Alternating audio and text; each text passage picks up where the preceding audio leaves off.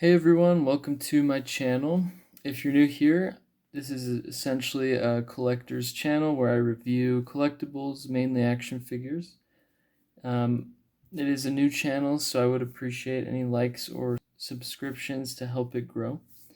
Today, as you can see, we'll be discussing and reviewing the Suicide Squad McFarlane Toys action figures. And these have been out for about 3 or 4 months, so I'm a little behind. My last video was some Dune figures from over a year ago, so doing a little better on this one. To start us off, I've got the Bloodsport figure here. I wanted to start with him because he's my least favorite of the figures. Personally, the paint job just looks terrible. I don't want to just complain before I even get him out of the box, but I just wanted to start with him. So out of the box, he looks okay. The detail in the actual figure itself is better than expected. It's just the paint job really kind of tones it down and takes away from the detailing. I have seen some people do customs of Bloodsport that look quite good because the detail's there in the figure. It's just the very matte, bland paints kind of just kill the figure. So first of all, he comes with 2 swords, 2 of the parts for King Shark, the back and the chest, and a trading card.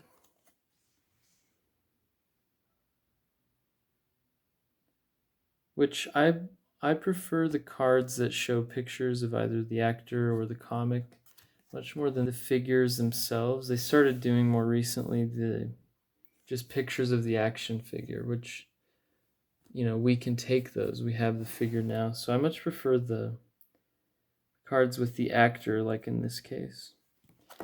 But back to the figure. He does look decent. So the sculpt itself is quite accurate, I would say, to the movie. One thing I really don't like is he kind of has a diaper. And that's something that McFarlane does. They've got this little really thin material piece to cover the crotch area. And for Bloodsport, the way it's modeled, it does not look great. Honestly, I was not really wanting to get this figure. I mostly got him because of the Build-A-Figure piece he came with. I liked the character a lot, but I just not too impressed with the amount of work they put into it. Again, the details are there, but it really needs a better paint job to bring him out. That would be my first take. As far as articulation, he does have double jointed knees, and they bend back about that much. Just like all McFarlane figures that I'm aware of, he has the ball joint ankles and toe pivots or toe joint. Again, he's got that diaper piece, but he can basically do the splits. And let's get rid of those swords. He's got kind of a ball joint torso articulation, so he can bend back a pretty good amount. And forward, also quite decent, I would say. For the arms, he has double jointed elbows. And the gauntlets kind of impede some of the movement. You know, decent. He does have butterfly joints as well. And they have a decent amount of motion. So he could hold a gun probably quite well, but because of the Warner Bros. No gun mandate, he only comes with swords, which, side note, that is a really stupid mandate in my opinion. These are made for adult collectors. Yes, I'm sure some kids collect them too, which is good. I think kids should be collecting toys, not just adults. I mean, The Suicide Squad is a rated R, very violent movie already. I don't understand how the toy having a gun is going to cause more issues than the movie with its super violent depictions, but that's what Warner Bros. Has decided to do. So, anyways, he can reach his arms out completely horizontally, which is good. He does have the ball joints for the wrists as well. And both of them bend up and down. Let's see. So, not a ton. Oh, and that's funny too. He even has a trigger finger for this hand. So it's almost as if they were going to give him a gun, but maybe before they released him, maybe that's when Warner Bros. Released that mandate. Oh, because the other hand also has a trigger finger. I never loved this design of the character in the first place. I know the helmet's supposed to be like a xenomorph inspiration from the Alien films, which I think would be cool with a different character, but what does that have to do with Bloodsport? Like I don't get why they went with that direction. I much prefer the original depiction of him from the John Byrne Superman comics. Just kind of a military-esque costume. I don't know. I prefer that one. It's simple but effective. This one's still cool. It just, to me, doesn't really fit the character, the helmet especially. But if you like the design, you'll probably like this figure. Again, the diaper and the paint job are what really hold it back. Next up is Polka Dot Man. You may be wondering why this package looks so terrible. And that's a great question. Just a little tip in case you didn't know. Amazon sometimes offers discounted prices for their toys with damaged packaging. And so that's what this is. I got them at a discount. I personally don't keep the boxes, so I don't care about the packaging. So it's a great option if you want to save a little bit. On Amazon, sometimes they will have those discounts. So anyways, let's get him out of the package. And here is Polka Dot Man out of the packaging. He does come with 2 King Shark pieces, which we'll get into more later. He also comes with goggles, polka dot effect, which is quite cool, I think, and the trading card. Closer look at the character, or the figure, I should say. The likeness is not the best. It's not terrible. It's got a little bit of the actor David Dastmalchian, but there's just something off. McFarlane's really hit or miss with their likenesses. Some are fantastic and some aren't. It's kind of just luck of the draw, it feels like. I'd say it's good. It's just not great. And then with the goggles, it is a better look, I would say. So I'll definitely be displaying him with the goggles, personally. And I really do like this design from the movie. They made kind of a jumpsuit with textures in it that look really nice. And I really like the wrist devices he uses to disperse his polka dots. So I forgot to include, it does come with the closed version of the wrist piece. So if you want both of them closed, you can remove the hand, take this off, and slide this up. It is kind of tricky. And I'm just going to be keeping the open look for mine, so I'm not going to show it. I mean, it just looks like this. Anyways, with the polka dot piece, you can put it around his wrist, and it looks quite good. Kind of a cool effect to show off his powers. And he was one of my favorites from the movie, so I was excited to finally track down this figure. He was kind of harder to find.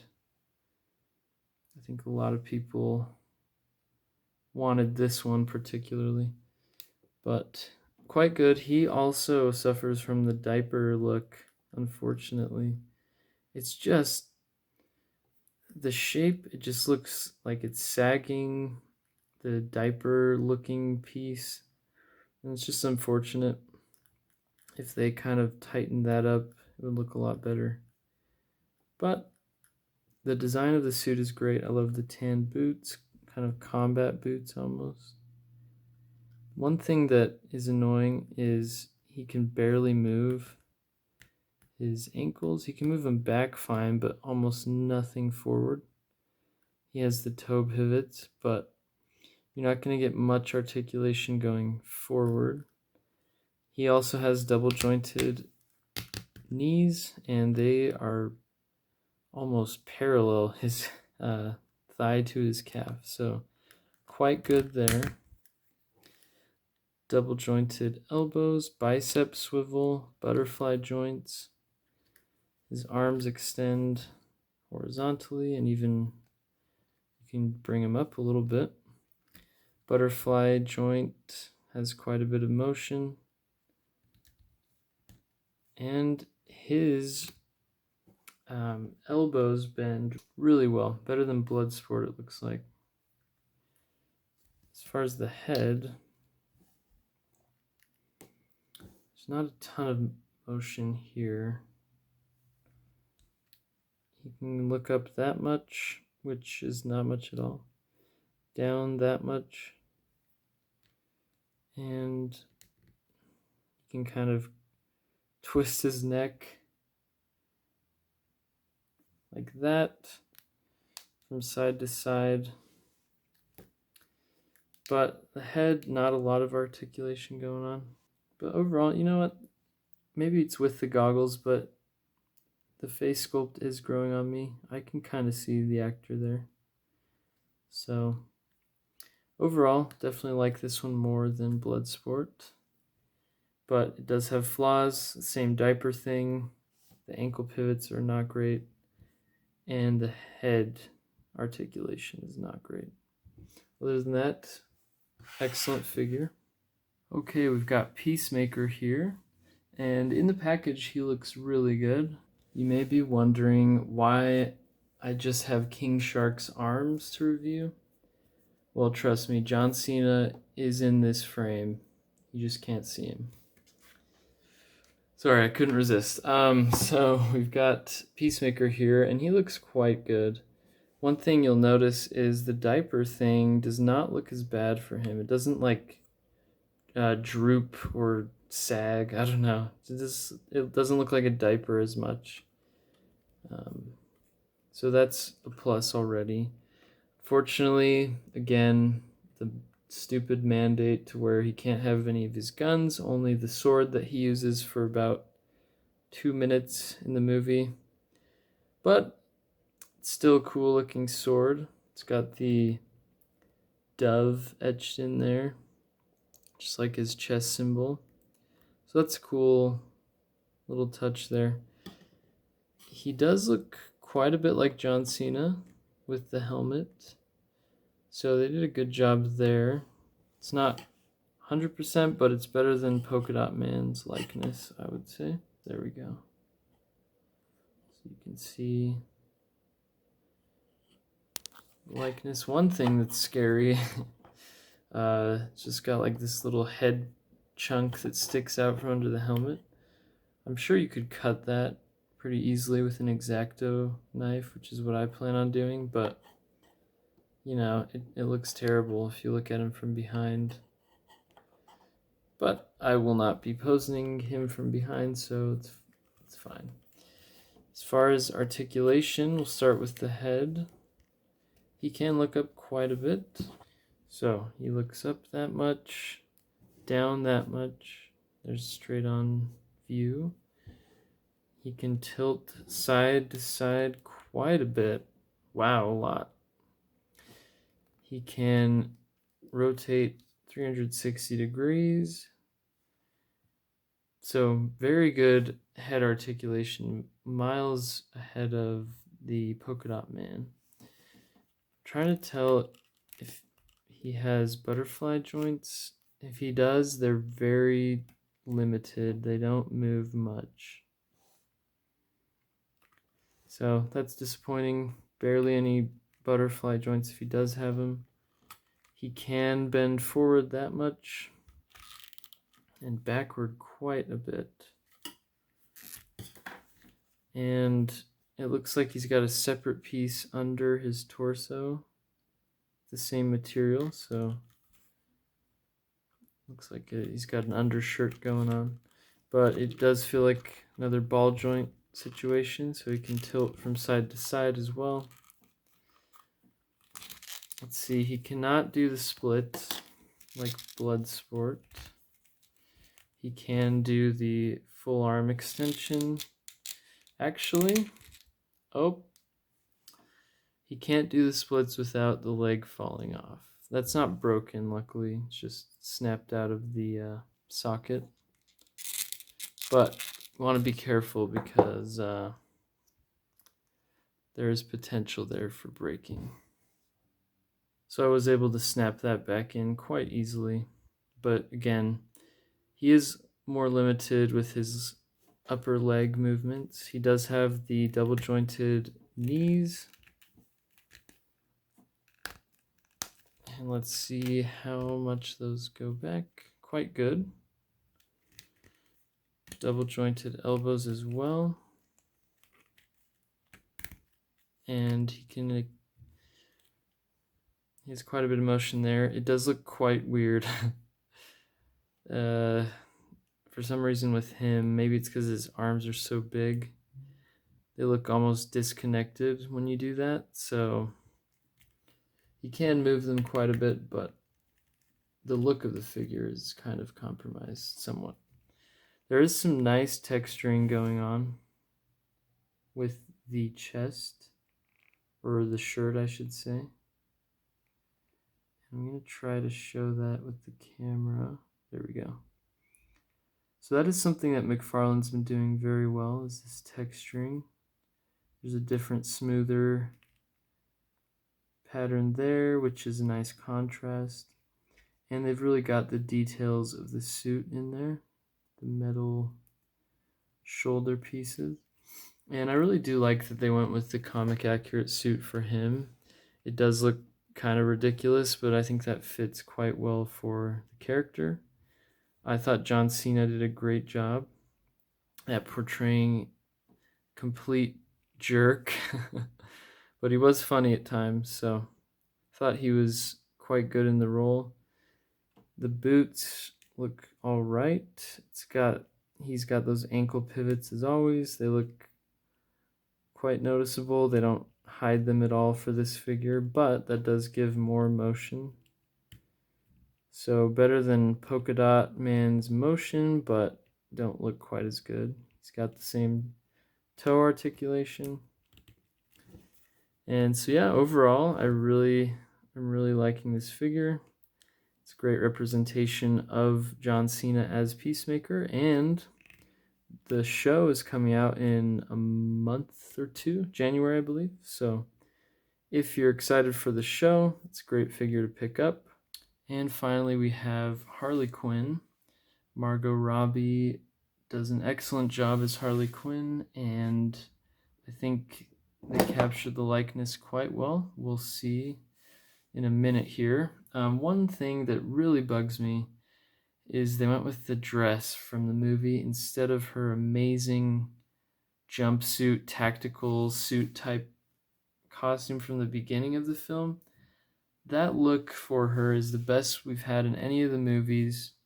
looks straight out of the comics. It looks functional. It's not too ridiculous like the original Suicide Squad. It's not like, tight fitting, kind of over sexualized. It was perfect. Had the braids. I really liked it. And they went with the dress. And it just I don't know what Todd's thinking with that. I mean, yes, she has more screen time in the dress, but clearly you should go with the cooler looking outfit for the action figure. It doesn't make sense. If they release that one ever, which I highly doubt they will, I would totally buy it, even though I already have this one. Here's Harley out of the box, and she is really a good figure. Despite my complaints of the design choice, the dress look, they did a really good job. One thing that is annoying though as well, she doesn't have the pasty white accurate skin tone. It's almost just like a pale person instead of the, Harley Quinn Joker white, which why would they not do that? Was there something with the paint that went wrong? I don't know. But if you look at the card, you'll see how white she is. And then here it's more of just like, Caucasian skin color, which it just bothers me because it's not accurate to the movie. And it doesn't make sense why they went that way. That being said, she does have a lot of her tattoos painted on, which look really nice. They did a good job. Like, she's got Daddy's little monster tattoo, which I feel weird saying. She's got the Harley Quinn diamonds. She's got property of, supposed to say no one, but it actually says property of no on. So they missed the E on one, which again, it's a tiny tattoo, but if you're gonna make all the effort to do this tattoo, why would you misspell it? I don't know. Little gripe there. She's got the little number marks, little Joker. This says pudding cups. And she's got a heart that says P plus H, so pudding plus Harley. So cool detail that they went ahead and added those tattoos. They're not quite accurate, all of them, but I mean, it's a good effort on McFarlane's part. As far as the face sculpt, this is the best of the four figures by far. I mean, it looks quite a bit like Margot Robbie. The profile looks good. Straight on looks good. And you definitely can tell right off the bat that's Harley Quinn. That's Margot Robbie's Harley Quinn. So great job with her. As far as articulation, she can raise her arms a little bit more than horizontally. She's got really good butterfly joints, so she can get some motion there. She's got the bicep swivels, double jointed elbows, and I will say her joints are very easy to move compared to the others. A lot easier. The plastic's kind of a softer plastic, so that's nice for posing. She's got the same ball joint wrists, and they've got quite a bit of motion there. And then take the base off. She's got the double jointed knees, and the dress kind of impedes some of that. This side is better because it's cut up higher, obviously, but this side you're not getting as much because of the dress gets in the way. But she also has the, similar to Peacemaker, the fully exposed ankle ball joint things. So it gives her a lot of motion or movement, but doesn't look too great.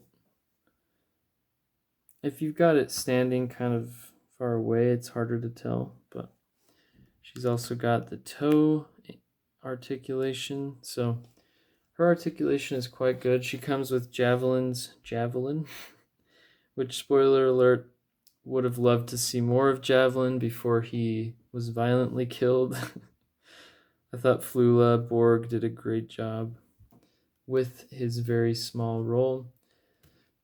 And side rant, the fact that they killed Captain Boomerang like that, they did my boy dirty. I really wanted to see him fight the Flash, and he was very well casted. Jai Courtney did a great job. He was hilarious. So, anyways, I was sad that he died so early in the film. Would have been cool to see him at least go longer, especially because he is an original member of the team. But it is what it is. So, Harley's figure, great figure. And she comes with King Shark's pants and legs. Alright, so here are all the King Shark Build-A-Figure pieces together. One thing you'll notice, every piece is actually quite heavy, heavier than you'd think. The plastic they're using is like a weird kind of dense plastic. It's not the usual McFarlane plastic, so he's gonna be a hefty boy here. So let's get him built. And I'll start with the legs and the stomach, it looks like. Oh, it's even got a handy guide. It says down, so we know to put that here. And it just kind of pops right in, not too hard. He's got his shark gut now. And before we combine the chest pieces, I'll go ahead and add the arms to it. And as you can see, they just go in like so. They do click in. You're going to want to press them in until they snap. So we've got that. Now we'll go ahead and add the chest. And it looks like you just line it up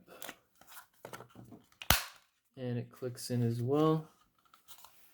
So pretty cool. Let's go ahead and connect those. And it just pops right in. And he is looking amazing. He is a big figure. Let's go ahead and pop that head in now. If you look at it, it's kind of like a bent, weird piece. And you can see the shape needs to line up there, so just be aware of that. And you just kind of slide it in. Didn't really click for me, but it's in there as far as it'll go. So he looks freaking amazing.